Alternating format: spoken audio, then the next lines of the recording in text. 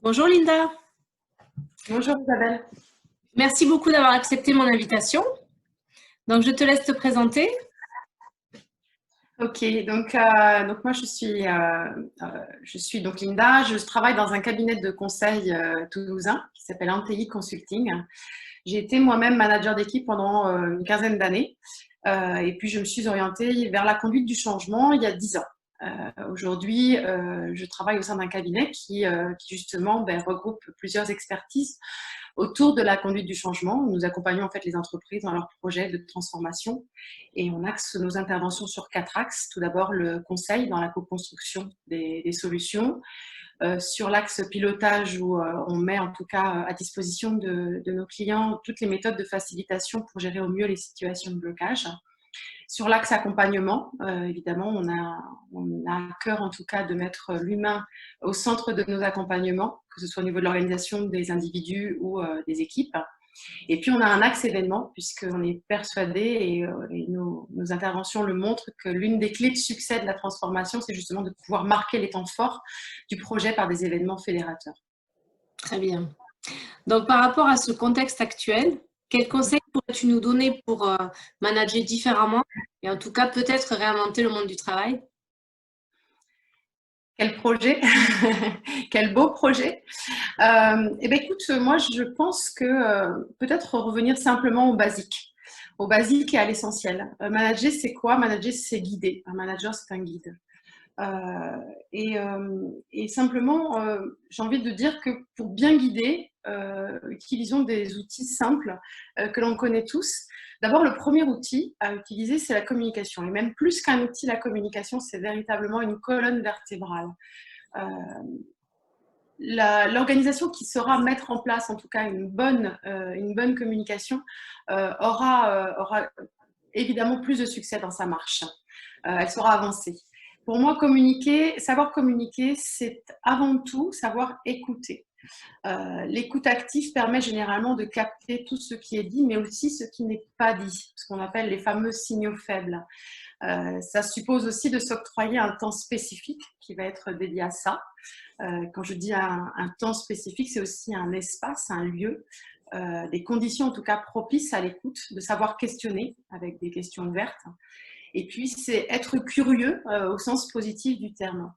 C'est aussi communiquer, c'est aussi savoir reformuler. Le feedback est un exercice central et insuffisamment utilisé dans nos organisations. Trop souvent, il est orienté dans un usage négatif et fait de reproches.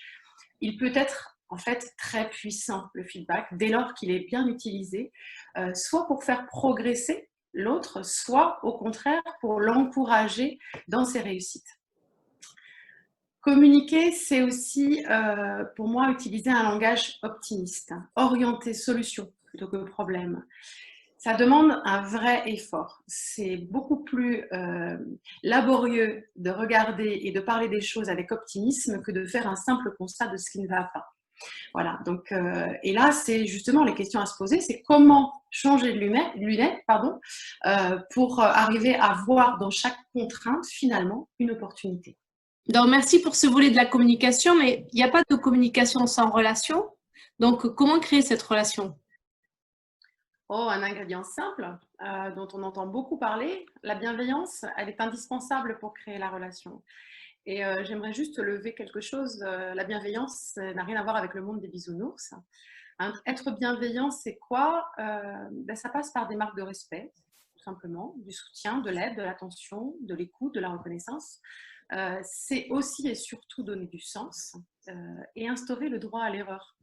Généralement, là où il y a de la bienveillance, il y a ce qu'on appelle le sentiment de sécurité psychologique. Pour faire plus simple, quand il y a de la bienveillance, on ose dire « je ne sais pas faire » ou « je me suis trompé ». Voilà. Donc pour moi, c'est vraiment le principal élément, en tout cas, de la bienveillance.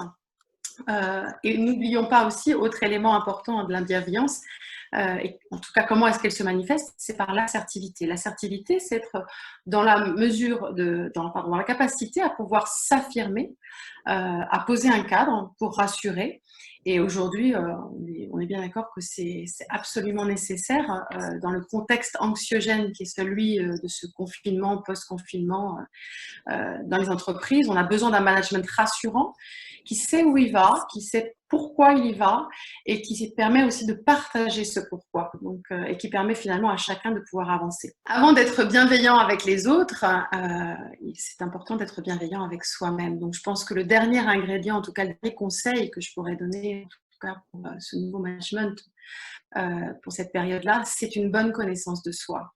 Et ça passe par le développement personnel. Comprendre son fonctionnement, ses propres ressources, ses points d'amélioration, ses comportements, avoir des grilles de lecture aussi, des relations humaines, ce qui se joue entre les personnes.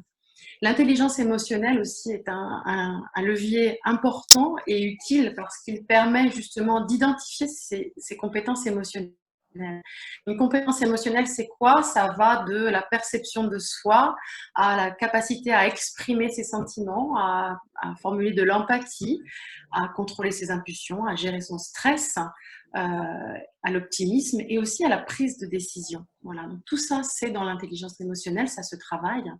Et donc, travailler toute cette connaissance de soi, c'est ce qui va permettre justement de se reconnecter à l'autre.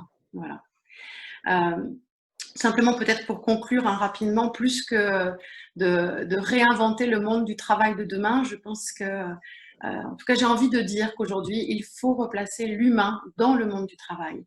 Il a toujours eu une place, plus ou moins marquée, parfois bafouée, souvent abîmée. Les mois à venir vont être challengeants pour tous. Les organisations qui sauront redonner son rôle à l'humain, à l'intelligence collective, au travail collaboratif en leur sein, seront, à mon sens, les entreprises les plus à même à innover et à rebondir. Et pour terminer, je dirais simplement que la résilience des organisations sera plus que jamais liée au mode de leadership qui sera utilisé. Très bien.